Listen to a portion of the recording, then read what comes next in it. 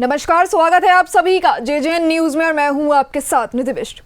तो आइए रुक करते हैं देश प्रदेश की कुछ मुख्य खबरों की ओर। मुख्यमंत्री पुष्कर सिंह धामी ने मंगलवार को खटीमा के बंडिया क्षेत्र में जनता की समस्याओं के समाधान के लिए आयोजित बहुउद्देश्य शिविर में जन समस्याओं का निस्तारण किया। मुख्यमंत्री के साथ अल्मोड़ा के सांसद अजय टम्टा ने भी कार्यक्रम में शिरकत की।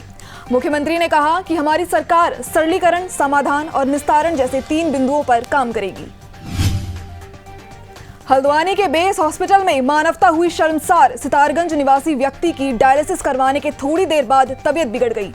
तबीयत बिगड़ने की वजह से वो अस्पताल के मुख्य गेट के पास ही गिर गए, जिससे उनकी मौत हो गई। लेकिन डायलिसिस विभाग और बेस हॉस्पिटल के किसी कर्मचारी ने उनको उठाने तक की जहमत नहीं उठाई। उत्तराखंड के पहाड़ी इलाकों में पिछले कुछ दिनों से हो रही बारिश के कारण पहाड़ों में धीरे धीरे ठंड बढ़ने लगी है।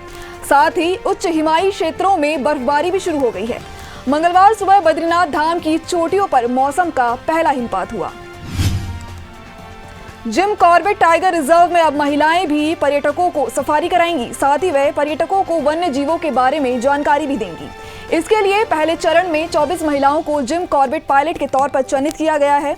देहरादून स्थित IDTR झाझरा में उनका प्रशिक्षण भी शुरू कर दिया गया है। दुबई में पहली बार एक साथ आयोजित की जा रही एशियन युवा और जूनियर बॉक्सिंग में भारत का शानदार प्रदर्शन जारी है। भारत ने चैंपियनशिप के 10वें दिन युवा वर्ग में 6 गोल्ड मेडल अपने नाम किए। भारत ने अब तक इस वर्ग में 6 गोल्ड, 9 सिल्वर और 5 कांस्य पदक जीते।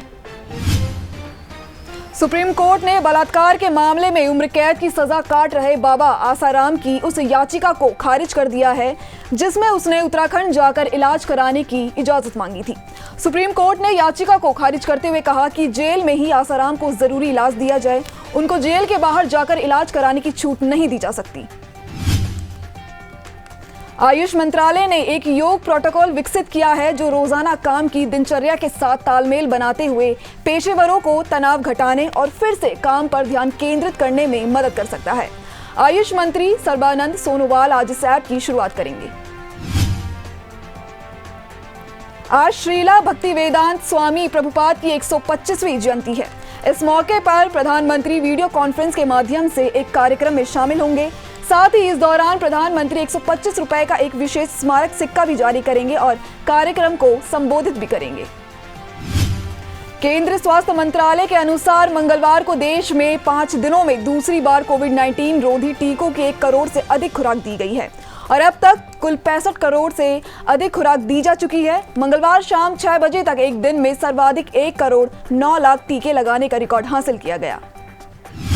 अफगानिस्तान से अमेरिकी सेना की वापसी के साथ ही भारत ने भी अपने कूटनीतिक हितों के हिसाब से कदम उठाने शुरू कर दिए हैं।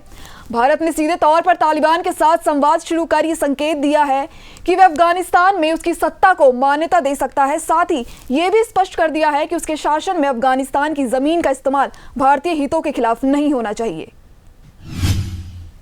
तो फिलहाल आज की इन मुख्य खबरों में बस इतना ही। बाकी की खबरों के लिए आप बने रहिए जेजेएन न्यूज के साथ। नमस्कार।